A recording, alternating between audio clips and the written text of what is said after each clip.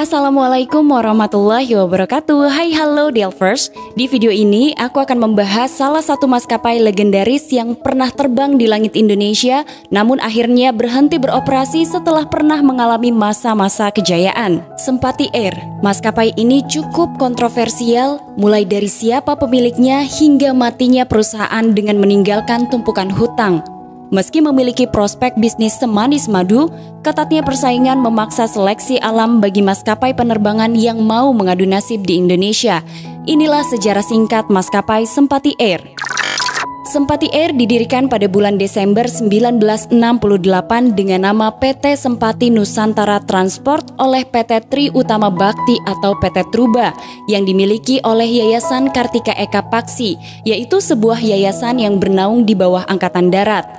Maskapai ini memulai penerbangan pertamanya pada bulan Maret tahun berikutnya, yaitu 1969 dengan menggunakan pesawat Douglas DC-3. Nama Sempati sendiri diambil dari istilah Jawa yang berarti manusia elang raksasa, kakak dari Jatayu.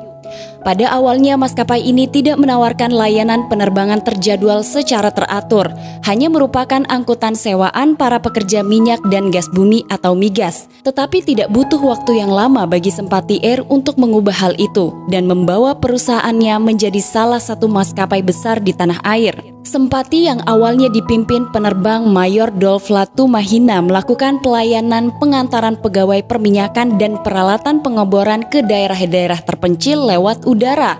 Tercatat penerbangan charter pertama Sempati menggunakan Douglas DC-3 dengan registrasi PKJDB untuk mengantar karyawan dan teknisi Union Oil. Penerbangan itu dilakukan pertama kali pada bulan Juni 1969. Seiring waktu, aset pesawat terus bertambah dan Sempati akhirnya bisa memiliki 6 unit DC-3 untuk mendukung operasionalnya. Lalu 6 pesawat baling-baling Fokker F-27 didatangkan. Kehadiran 6 unit F-27 yang dimiliki Sempati itu pun bisa menggantikan peran dari pesawat DC-3 yang telah masuk usia uzur. Tidak hanya dari perusahaan minyak, Sempati juga mendapat order charter di Vietnam dan Kamboja di tengah perang Vietnam yang tengah berkecamuk. Sempati juga memperoleh permintaan dari Brasil yang disebut-sebut sangat menguntungkan. Fokker F-27 pun menjadi mesin uang utama bagi Sempati sejak akhir 1989. Maka sejak saat itu maskapai Sempati melayani penerbangan charter dan terjadwal. Lalu pemerintah memberikan izin kepada Sempati untuk menambah pesawat jet. Bermodalkan tambahan pesawat ini, Sempati pun mulai petualangannya sebagai maskapai penerbangan berjadwal dengan rute ke Singapura, Kuala Lumpur, dan Manila. Bisnis yang makin membesar membuat nama Sempati makin harum dan menjadi incaran pemilik dana. Akhirnya pada penghujung 1980-an, Sempati Air kedatangan investor baru, Hutomo Mandala Putra, atau yang terkenal dengan panggilan Tommy Soeharto, putra Presiden kedua Republik Indonesia yang masuk menjadi salah satu investor dengan beberapa mitranya. Selain pemegang saham, Tommy juga memegang posisi sebagai Presiden Komisaris. Setelah Tommy Soeharto bergabung, maskapai ini berkembang pesat di awal 1990-an dan beliau mengubah bisnis angkutan sewaan untuk pekerja migas menjadi maskapai penerbangan kelas atas. Hasan Sujono, CEO Sempati merencanakan lompatan 5 tahun untuk mencapai target menjadi salah satu maskapai terbesar di Asia Tenggara setelah Singapore Airlines, Garuda Indonesia, Malaysia Airlines, dan Thai Airways. Maskapai ini juga memiliki rencana untuk berekspansi ke Eropa. Pada periode 1991 hingga 1994 mungkin menjadi tonggak perubahan paling drastis Sempati Air setelah disindir sebagai gerobak udara. Bahkan Sempati Air mampu mempertegas posisinya sebagai maskapai bagi para eksekutif. Maskapai ini dikenal dengan promosi tiket, pelayanan penerbangan kelas 1. Bahkan menurut beberapa sumber telah memiliki in-flight entertainment, terutama pada Fokker F-70-nya. Sempati Air sebagai operator pertama yang memiliki Fokker 70 mempromosikan armada terbarunya di majalah Angkasa nomor 8 Mei 1995. Sempati Air menjadi operator pertama yang memiliki dan mengoperasikan Fokker 70 pada tahun 1995. Dalam iklan ini, Fokker 70 milik Sempati Air dilengkapi fasilitas personal audio video system, fasilitas hiburan audio video yang biasanya ada di pesawat badan lebar atau wide body. Ada dua konfigurasi untuk Gold Class disediakan di sandaran tangan atau pop-up, sedangkan untuk Silver Class dipasang di belakang kursi. Sempati Air menyebut dalam iklannya sebagai sebuah terobosan baru bahkan di dunia sekalipun. Sejak Juli 1994, maskapai ini mengganti namanya menjadi Sempati Air dan memperluas bisnisnya ke mancanegara. Sempati juga membuat terobosan besar dengan membuka rute ke Perth, Australia. Mengutip dari Kompasiana, moto maskapai ini adalah terbang dan tersenyumlah bersama Sempati. Masuknya Tommy dan para mitranya juga berhasil mendongkrak kinerja keuangan perusahaan. Pada 1994, Sempati Air membukukan pendapatan 1,5 triliun rupiah dengan laba 24 miliar rupiah. Meskipun pendapatannya turun pada 1995, tapi Sempati justru berlaba 28,6 miliar rupiah. Namun, kesulitan keuangan segera melanda maskapai. Rencana ekspansinya hancur karena tidak dapat membeli pesawat baru seperti Boeing 767 dan beberapa lainnya. Niat Sempati Air membeli Boeing 767 dari Boeing gagal karena kesulitan keuangan yang dihadapi perusahaan. Sementara itu, Garuda Indonesia juga membatalkan rencana penjualan pesawat DC-10 pada Sempati. Untuk menyiasati kondisi tersebut, Sempati pun membeli 4 unit pesawat bekas Pan Am, yaitu Airbus A300 yang dirancang untuk melayani penerbangan regional. Dengan diperkenalkannya A300, Sempati segera memulai layanan komersial ke tujuan baru di Asia dan Australia. Namun kemudian, kisah indah perkembangan bisnis penerbangan udara ini perlahan mulai menghilang.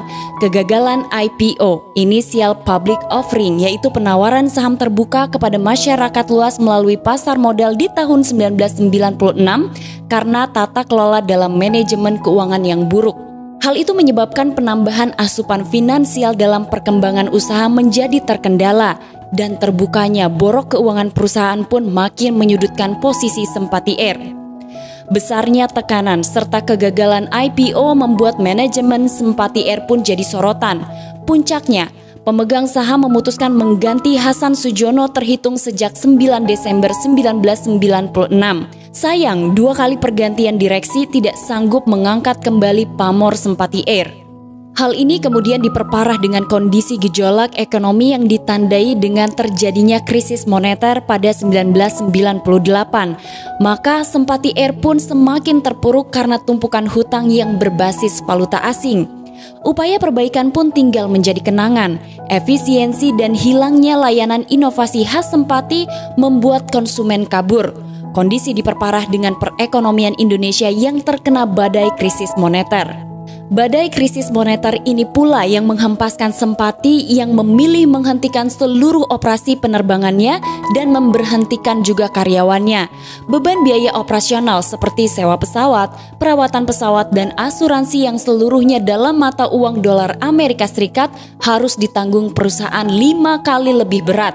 Pada tanggal 5 Juni 1998, Sempati secara resmi tidak terbang lagi.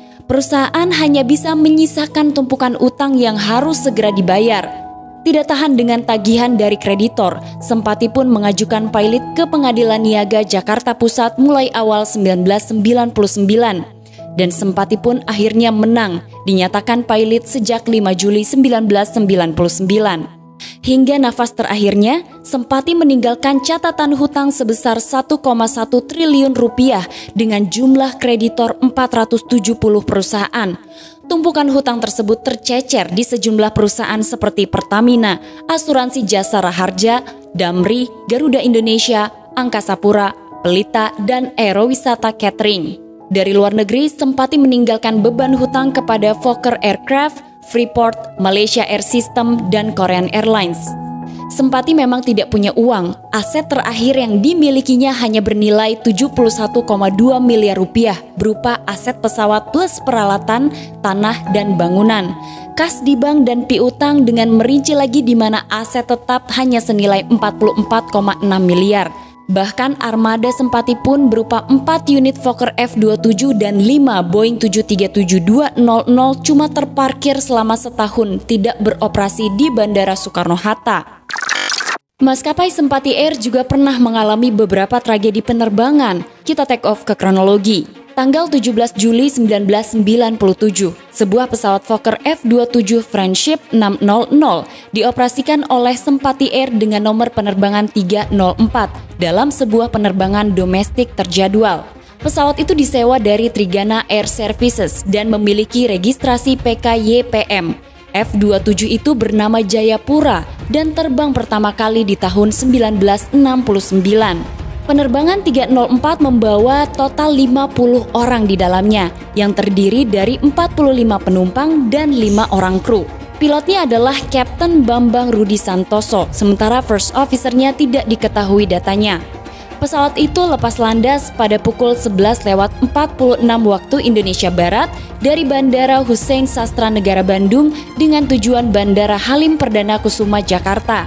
Tidak lama setelah pesawat itu lepas landas atau hanya sekitar 3 menit kemudian, pesawat mengalami masalah pada mesinnya. Terlihat percikan api dan asap keluar dari salah satu mesin.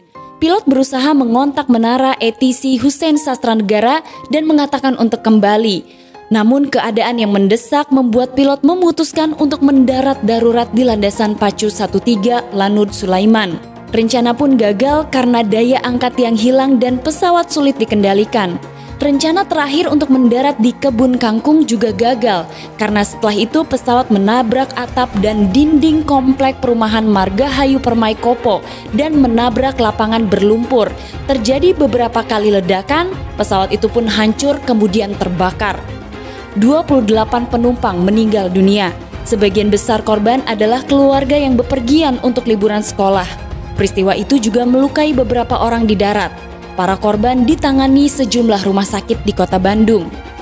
Penyelidikan selanjutnya oleh Komite Nasional Keselamatan Transportasi Indonesia menemukan bahwa pesawat tersebut mengalami kerusakan mesin pada mesin kirinya. Pilot gagal menjalankan prosedur go around yang tepat dan menabrak daerah pemukiman padat penduduk, salah satu komplek perumahan di Kabupaten Bandung. Itulah sejarah singkat dari channel Tamara Delv mengenai Sempati Air. Semoga informasi ini bermanfaat untuk kita semua. Hai halo Delvers, aku bakalan langsung lanjut bacain 3 komen kalian masih dari video Burok Air. Yang pertama adalah dari G Park. Wah, awal tahun 2000-an mamaku pernah naik buruk ke Singapura. Tiketnya masih disimpan, katanya mama buat kenang-kenangan. By the way, halo Kak Tamara, terima kasih sudah mau konsisten bikin konten tentang aviasi. Karena konten-konten seperti ini jarang sekali aku temui di YouTube. And I felt lucky found your channel. Semoga kedepannya kakak dan kru selalu sehat agar bisa bikin konten-konten yang menarik kedepannya. Jangan lupa jaga kesehatan ya kakak dan kru, terima kasih banyak. Kemudian yang selanjutnya adalah dari Yana Rita Yogiatiningsih. Alhamdulillah saya masih sempat jadi penumpang armada ini waktu ke Kalimantan Timur Balikpapan. Tahun 1978, satu-satunya armada penerbangan ke Kalimantan era itu. Kalau saya lihat, mungkin lebih enak dari maskapai setelahnya. Saya berharap masih ada kelak armada ini. Khusus ke Kalimantan karena legend banget buat orang yang bepergian ke Kalimantan. Kemudian ada dari Kak Rudi Hardiansyah. Buruk itu pesawat pertama kali yang kutumpangi. Pergi sendirian pula, yaitu pada November 1999. Dari Banjarmasin ke Surabaya lanjut ke Denpasar. Tentu saja aku merasa gugup, apalagi pas ke Denpasar terbang berputar-putar 1 jam lebih karena cuaca buruk. Semoga pengalaman ini tidak membuat kakak trauma dengan penerbangan ya. Terima kasih untuk cerita-ceritanya, ini luar biasa sekali pengalaman-pengalaman dari maskapai Burok Airlines. Dan terima kasih juga kalian sudah menyaksikan video aku. Jangan lupa di subscribe, nyalain lonceng notifikasi, dan sampai ketemu di episode selanjutnya. Assalamualaikum warahmatullahi wabarakatuh, bye-bye.